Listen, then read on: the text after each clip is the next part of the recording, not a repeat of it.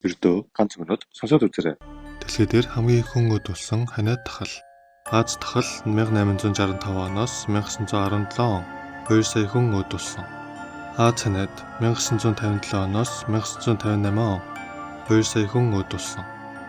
Орос хижиг өвчний тахал 1918 оноос 1922 он 3 сая хүн өдөлсөн. Ромын салхин цэцэг 165 оноос 180 он 5 сая хүн өдөлсөн.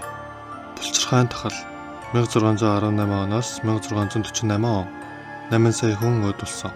Аз тахал 1816 оноос 1826 он 15 сая хүн өдөлсөн.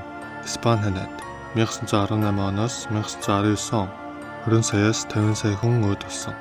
Хар тахал 14-р зуунд 75 сая хүн өдөлсөн. Бидний мэдэх 2019 оны ханиад тахтаар эдэн хүн өдөлсөн бол